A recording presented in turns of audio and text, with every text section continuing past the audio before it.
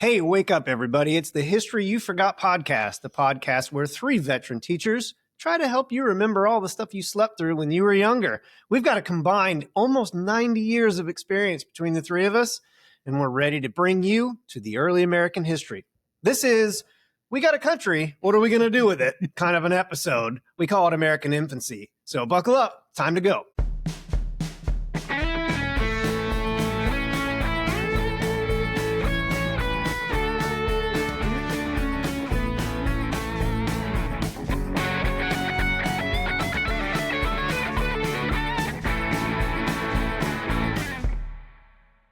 Hey, my name is Jason Jones. I've been a teacher for 33 years. Primarily, the last 10 years, I've been teaching geography. I'm Jeff Breedlove. I'm going on 30 years. I have mostly spent my time teaching European and world history as well as economics. And I'm Jason Shimoda, and I've also working on my 30th year here, mostly U.S. history and some international relations and elections type stuff. All right. Well, we're excited to bring you this infancy stage of the United States of America. Which is kind of like our podcast. Which is kind of like our podcast. We've done one. We're definitely in the infancy stage. Yes. Nice. And one of the things we're doing with every podcast is a drink that relates to this time in history. So we decided to go with the American Porter from Founders. And it is a beer or a porter we researched with the idea that we wanted to try to find something that most closely resembled a colonial porter. So it's obviously very black in color. And if you would have seen the head that was poured on it, it was very caramel or tan. Like we've never done this before. Yeah, in color as well. And I feel like you should attack it with a saw. Right. Yeah. Right. But cheers, fellas. Cheers. To episode two. All right. Episode to two. Founders Porter. Electric Boogaloo, right? Mm. Now, as we move into the infancy stage of the United States, we want to reflect a little bit on what we talked about last week. And of course, that was the Revolutionary War. We talked about causes. We talked about some major battles, including Saratoga, the Turning Point Battle, and of course, the Battle of Yorktown, where the British surrendered. And that puts us in a place where we are talking about a treaty, and the British and the American colonies are going to sit down and decide how this end of the war is going to look. So who wants to start with that? Well, I'll take that one only because as I'm thinking about this, from like you and I, that's world history perspective, right? I think when the war is over, you have to first sort of think about the fact that this has really kind of never happened to Great Britain before, right? I mean, the fact that they've lost a significant, right, endeavor, and that the colonists not slated. If anybody, had a betting table going, that nobody would have picked the colonists. Right. So I think the treaty is going to look different probably than any other treaty we've sort of seen, because like I think we always think about treaties being two-sided, right? There's a winner and a loser. Right. Clearly this time it's going to be sort of degrees of win, right? And I think that with the Treaty of Paris, which by the way, as we all know, this is the 77th treaty. There's way too many treaties of Paris. I mean, they're all, I think about that, right? Like imagine Treaty of Paris at the end of World War One. Yep. With travel time being so much less. But this one, I mean, they're traveling to Paris again, and it's, 1783 or whatever, or 82, I guess, because it takes a year. Still probably takes 3 months to get there in a wooden boat with a sail. And how do you communicate back and forth? Yeah. Exactly. By the way, we're only 20 years from the Treaty of Paris that ended the French and Indian War. 63, right. So exactly. So nice connection, which I think does play into this one, right? Because now that the British have sort of suffered a defeat, this Treaty of Paris of 1783 is very sort of colonial or fledgling U.S. It really favors us to the point where, we get independence. We're recognized as a sovereign state, which is something Great Britain hasn't had to do before. We sort of escape that whole, representation thing because we're going to build our own country. We get all sorts of territory, right? That now extends, if I'm not wrong, all the way to the Mississippi River. And Canada, Mississippi, to basically north of Florida. And after the French and Indian War, the British wouldn't let the colonists move west. Right. So now we're thrilled. So now they're thrilled that they can expand to the Ohio Valley, right? So and speaking of that, right, we get what I think is known as the Northwest Territory, which is kind of what Ohio, Indiana, Illinois, parts of Minnesota and Wisconsin. So that alone is sort of going to expand what we never thought, right? I think if you think of the Appalachian Mountains as the Revolutionary War barrier, right? Now we've got this we probably triple our size. I mean, Yeah. you might know. Yeah, and the thing about it is that if you ask the question, well, why would Britain give up that much? They kind of handed it to us and we're like, you want this? Yeah. Okay, now deal with it. Because now if you think about it, you've got Spain to the south, you've got natives, really that we've already created problems with natives moving into the Ohio Valley, and we're going to bum rush it.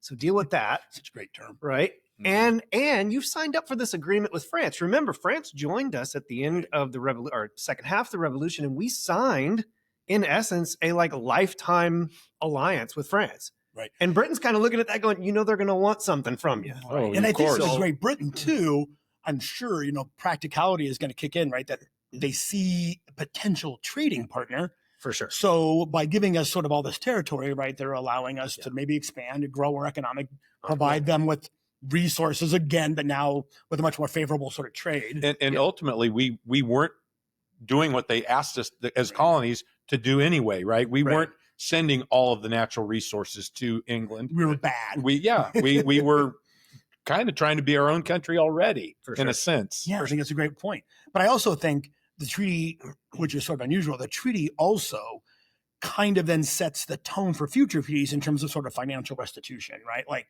we agree to sort of honor like debts, right? That had been, to like Americans who had sort of sided with the British in theory, right? We were going to recompensate them for territory and for things that had been taken. Yeah. We're going to kind of create a much more national system, right? The states and the federal government are going to kind of be created in a way that no one's really kind of seen before.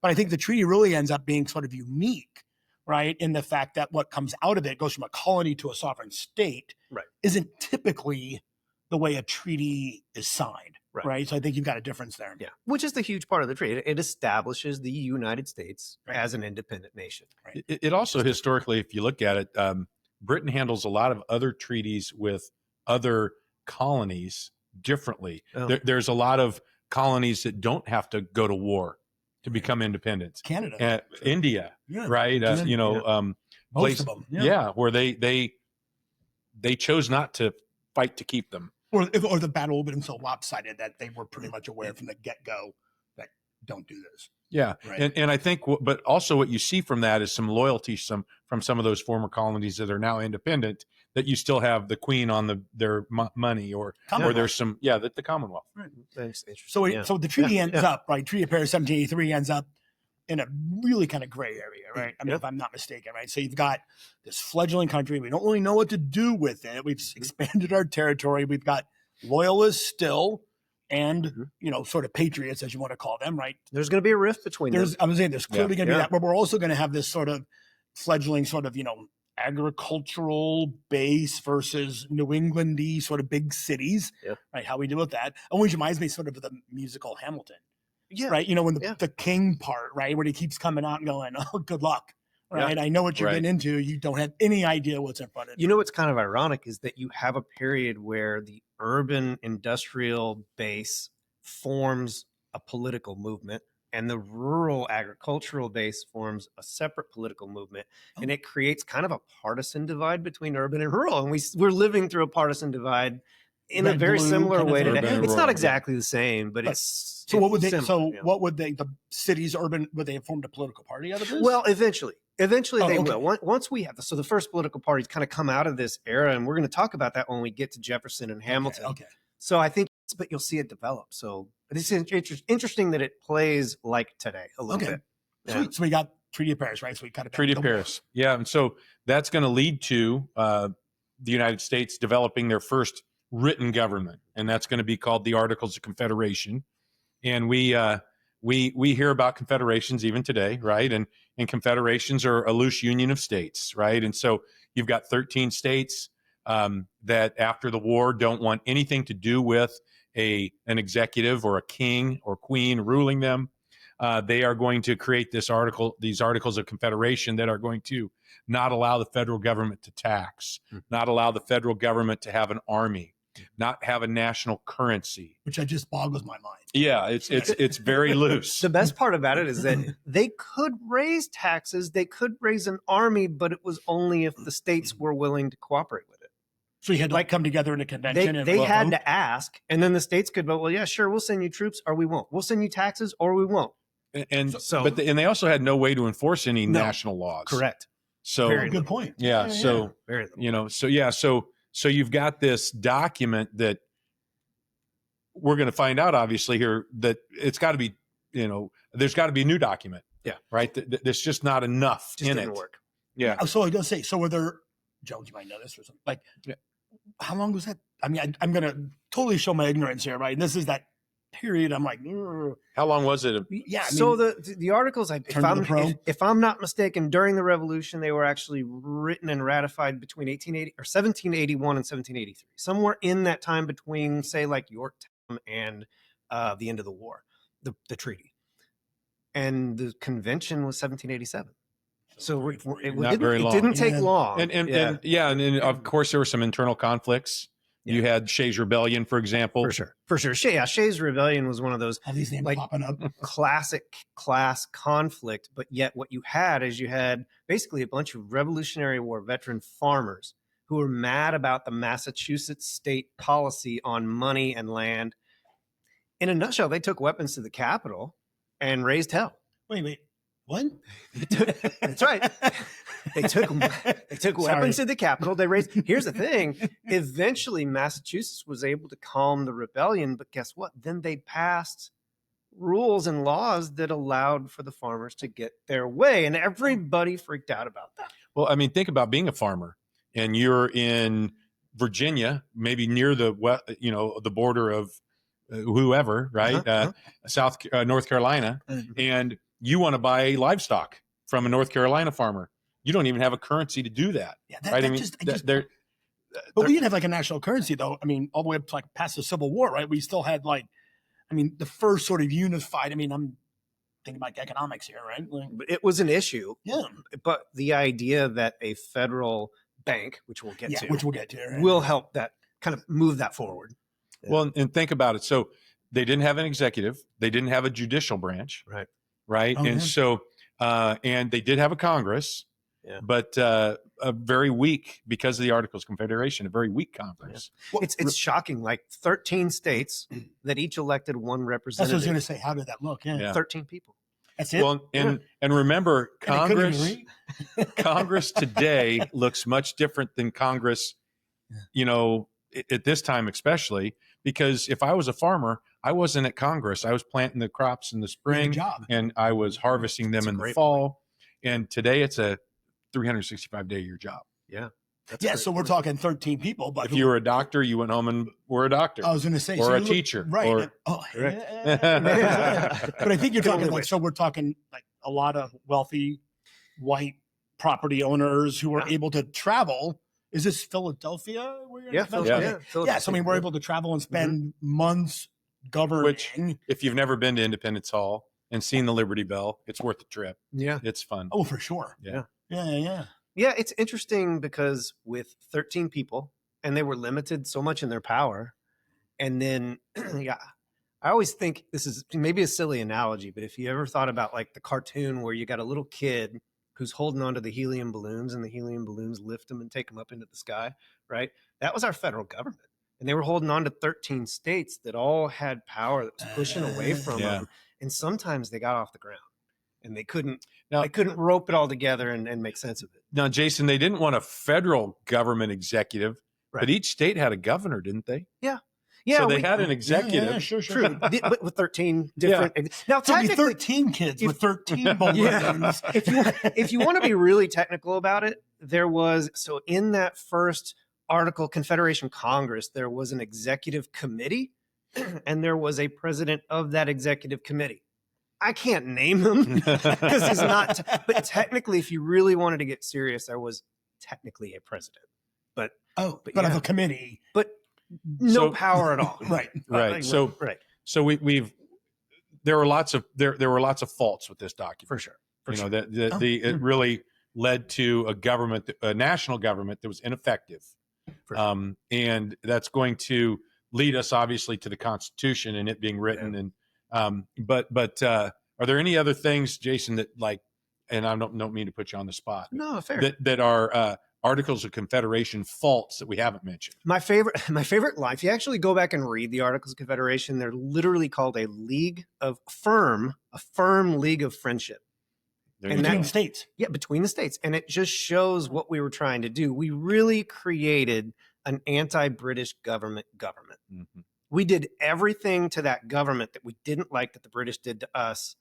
But by doing so, we made a government that really didn't even have hands and feet. Yeah, it wasn't really a government. Right. It really wasn't. And so, From a national interestingly, perspective. Yes. Right. so after the struggles with taxation, after the struggles with other countries putting pressure on us, by the way, and we couldn't handle that. We even had two states, right? Connecticut and New Jersey were planning a military effort against New York because New York was charging them to use New York City as a port. Too much. So, I mean, can you imagine if two states declared war against another state? You have kind of a crazy situation. It was the wealthy landowning class that said, we better do something about this because we don't want farmers coming to the Capitol with guns. God forbid. To change the way we do things. And so out of the faults of the Articles come the Constitution, but it really took time to get there. That Constitutional Convention was called. It was supposed to amend the Articles of Confederation. It really wasn't supposed to overthrow the government. And they decided pretty quickly, toss the thing in the trash. Let's just do it. And you know, the story is, and I don't know how true this is, but the story is always they closed the blinds because they didn't want anyone to hear or see anything they had to say because they realized they just threw the government over.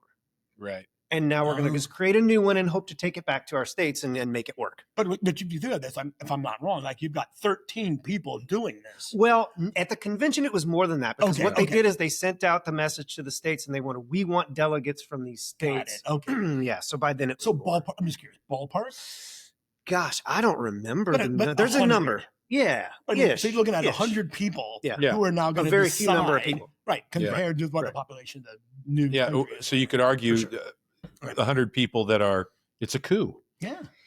It was. It really was like the Second American Revolution. I mean, we threw our own government over and started over. Yeah, I love the role of like propaganda in this. I mean, like the propaganda in the sense that like we've all heard a story, we've taught part of the story, and you're like looking at it going, well, wait a minute, there's a perspective here. So with the Articles of Confederation, they had a unicameral legislature, right? And for all of you people out there, unicameral, like unicycle, one wheel, one house, right? Correct. And now with the Constitution, we're going to develop the bicameral legislature, right? So the two houses. So that even though we didn't call it a parliament, it models Britain with the House of Commons and the House of Lords. We, of course, are the House of Representatives and the Senate, right? And tried not to do that. We really tried not to do that, funny enough, because the idea was to give, I'll get to James Madison soon, but James Madison's going to come in with what he calls the Virginia Plan, and it's going to be population will decide how many representatives you get. Small states said, we're out of here if you do that. Totally. We're completely out of here if you do the big state. So you have to have a compromise between the big states and the small states. Why do we have a bicameral legislature? Because the big states could get their way in the House, and the small states could get their way by having even distribution of representation in the Senate. That's why. Right. Sure. So everybody in the Senate has 2 senators. Correct. Right. And everyone in the House of Representatives is guaranteed 1 representative, but based on population could have more. For sure. And that's the Constitution. Yeah. And eventually that gets cut off at 435. If you wonder why there's 435 members of the House and that hasn't changed, what did we just say? 1929, 1928? It was in the 1920s for whatever reason. They said we have enough. Oddly modern. Yeah. Judicially, there's state courts. Correct. Right. With the Articles of Confederation. There was no federal court. Correct. Obviously, the Constitution is going to develop a judicial branch. Yep. So now we have the court system, which will be built from the Supreme Court down to appellate and district courts and all of that. It'll mirror what states have. Okay. In terms of a court system. So in a nutshell, if Jones is here talking about the faults, which I think pretty obvious. Yeah. In a quick hit, right? Because you're trying to give these people a refresher course. For sure. What is it that the Constitution sort of uniquely addresses? It literally creates the legislative balance. Okay. More legislators, more representation from the people. It creates the courts, which we just said. it also creates an executive branch. So there's a whole piece of government now that is in charge of, if you think about what an executive does, right? CEO, Chief Executive Officer. Well, the president has the 5 hats, which we can get into at some point in time. But the idea is that this is one person and a body that works with that person to kind of orchestrate the organization of the government, right? As opposed to just having a body of people in the Congress that manage all that stuff. Most importantly, it gives the government some teeth, but it does it in a way that no one runs away with power, right? So now if you think about my analogy of the kid getting carried away by the helium balloons, now what you have is those helium balloons are at tension with each other. There's nothing they can carry away, So they're like right? No one can run away with Right. power. Right. And so you have the executive, you have the judicial, you have the legislature, and you have the people and the Right. states. And so there's sort of tension of power everywhere you turn. Now, people say that's messy, and hell yeah, it's messy. But the people come first in that system if you do it right. Right. And so now, like you say, separation of powers, For sure. right? The people are in charge, which was really what they wanted with the Articles when they wrote the Articles of Confederation. And maybe they were in power, but it just didn't have any sustainability, I'd say. And so we've got the 3 branches. We've got a gentleman named George Washington, which I know we're going to talk about more later, that is going to become the first president. Yeah. Right. The House and the Senate are going to be put into place. And so probably what we should talk about a little bit is, the Congress's job is to make the laws. Yeah. Right. And the president's job is to enforce the laws. Correct. And the judicial branch's job is to interpret the laws. I think that gets lost a lot today.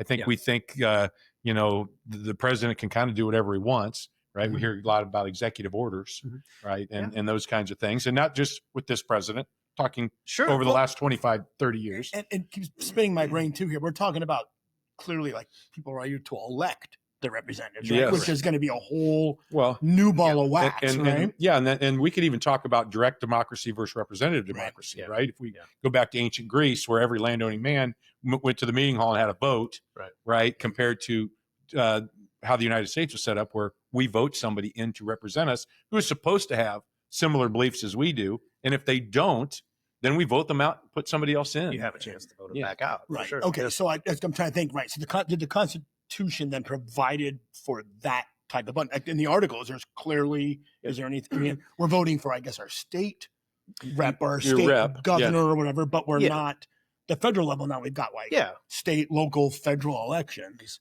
One of my favorite things about the Constitutional Convention and the way the Constitution came out is that the people there decided on day one, once they decided to throw out the Articles, that they were going to spend the most amount of time and they were going to tackle the legislative branch first. They wanted to get Congress right because that was the voice of the people. Okay. And if they couldn't figure out a way to balance big states, small states, and if they couldn't figure out a way to keep the voice of the people in, when they added things like an executive or a court system, then the people might get lost in it. Okay. So they had to do that first. It's why it's Article 1 of the Constitution. But we're talking about who's able to actually vote. At that point in time, we're talking about landowning, rich white dudes. Right. By and large. Right. Yeah. So not all that different from the European. But a small percentage. Yeah. Which is very similar to the world history that we would teach. Right. Yeah, absolutely. It's funny, though, because that's one of the things that pretty quickly starts to dissipate. We talk about universal suffrage. Everybody over a certain age gets to vote. They would talk about universal white male suffrage, basically.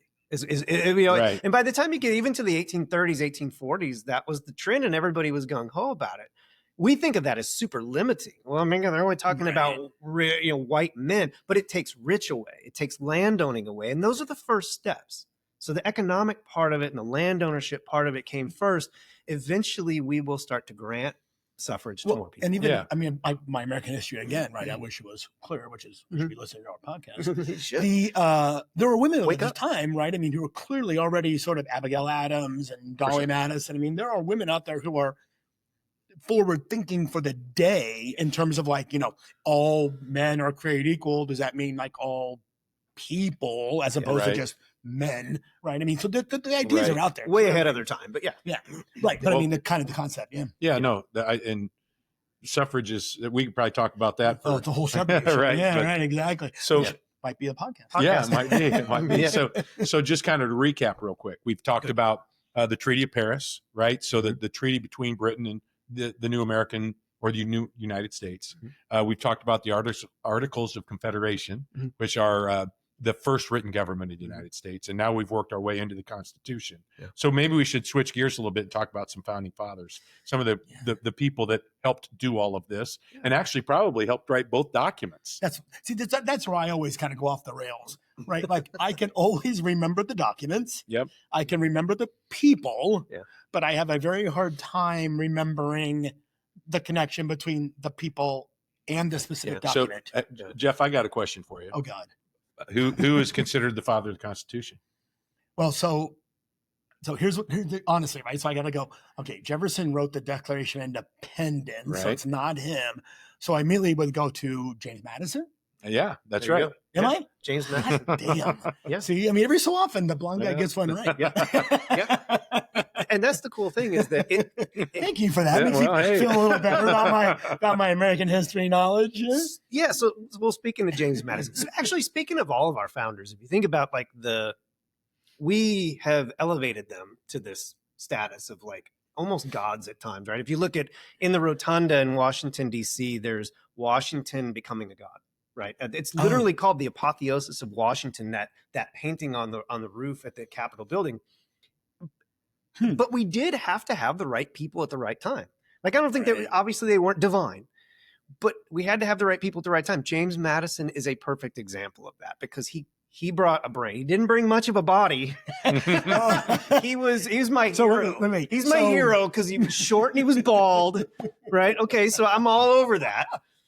He was like 5'4", 100 pounds. Wow. I mean, he was a tiny he was dude. A small man. They say that when he came into town, nobody paid attention to him. They thought he was like a minister, a pastor, or something like that, as opposed to Washington, of course. And we're holding off talking about Washington for a reason, right? Because he's the first person people think of.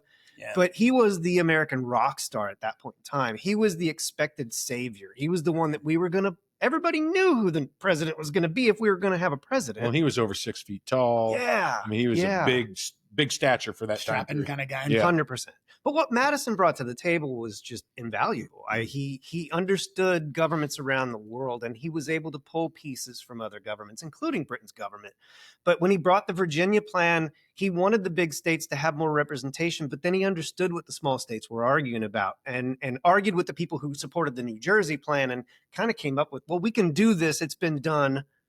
He didn't invent the bicameral legislature. He just used it properly. Like the rest of them? Oh, yeah. He still was fairly wealthy. And if you think about it, if you're a small state and it's all based on population, nothing you want is ever going to get passed. Correct. Right. So there had to be some equality. Absolutely right. No. And I just love the fact that he played a role in all those compromises that made the Constitution actually reach the ability to be ratified by the states. And probably the most important compromises are the Bill of Rights. 100%.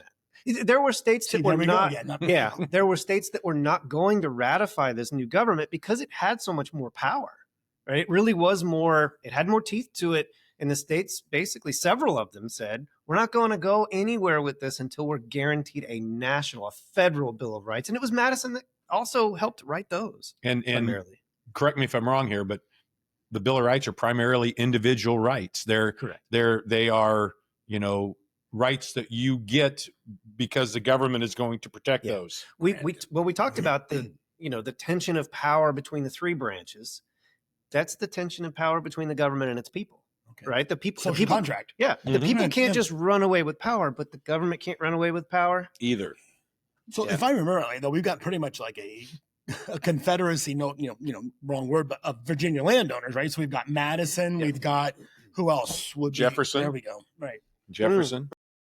So no doubt he's about it. A pretty critical guy. Yeah. Real critical. Right? Jefferson technically wasn't at the Constitutional Convention.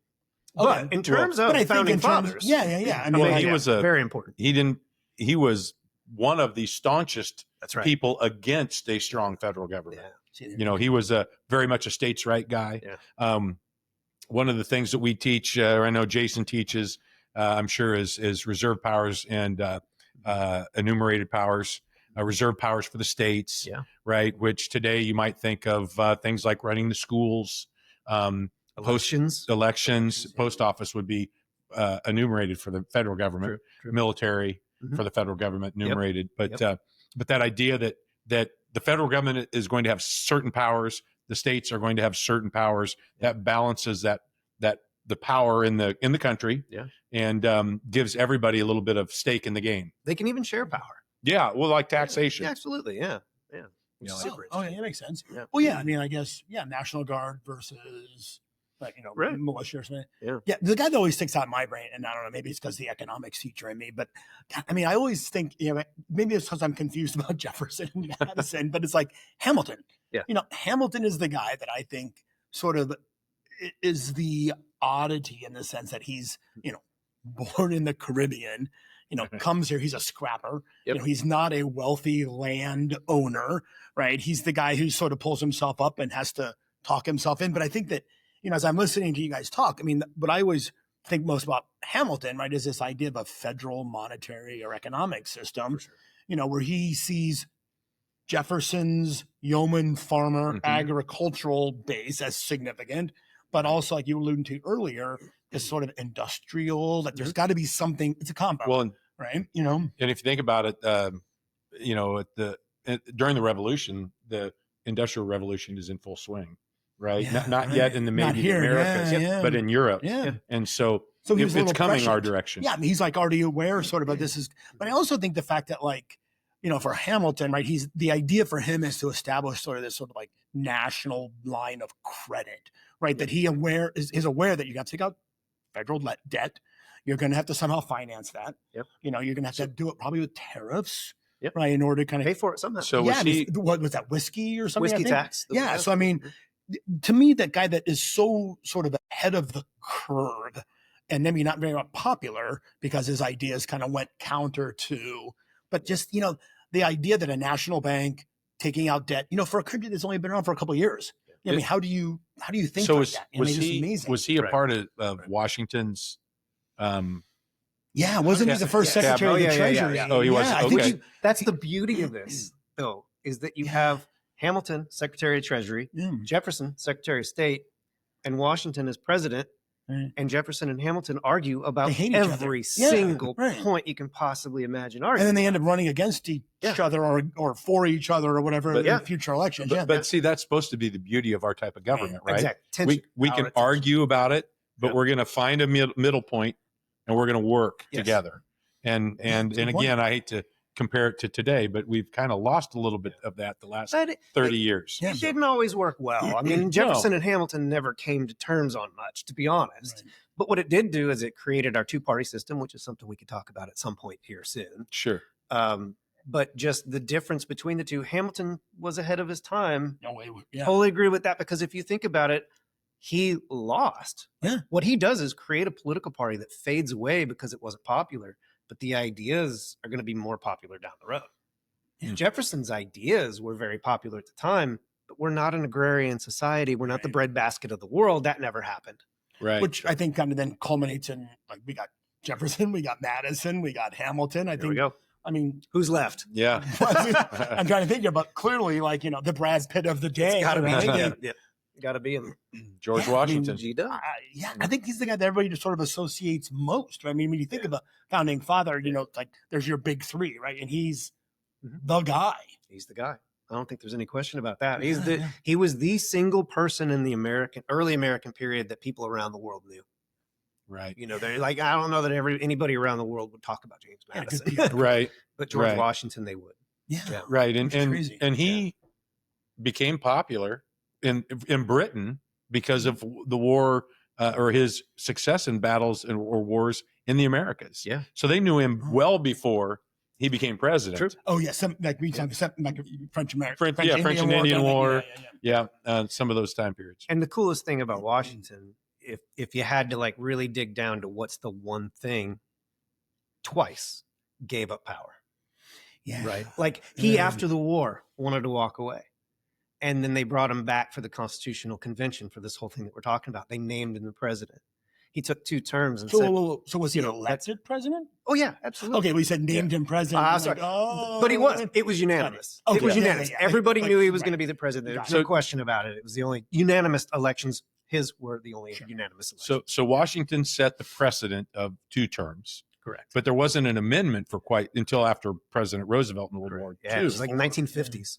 Right. 1950s, One thing, Jason, I've always heard people say is that Washington warned us about a two-party political system. Yeah. Is there truth in that? Absolutely. And if you read his farewell address when he left after 2 terms, which is a pretty amazing document that you should all read. Oh my gosh, it's incredible.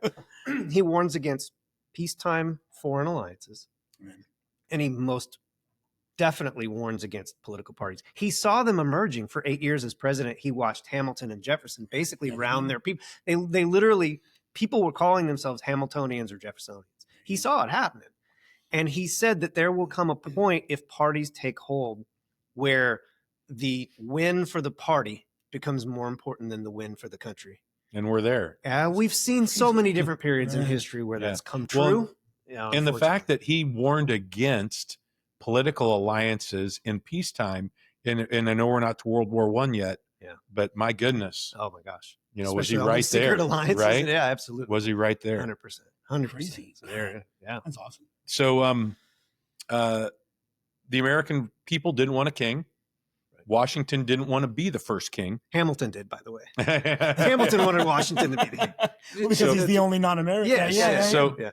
But he chose not to. He set the precedent to have only 2 terms in office that lasted until FDR and World War II, and that could be a whole conversation on why that was like it was, and we may have a list here like future podcasts, right? Yeah, but so we talked about Madison, the father of the Constitution, a gentleman who led in the Constitutional Convention with the ideas of the Bill of Rights and those types of things, and even the Virginia plan to try to establish the Congress.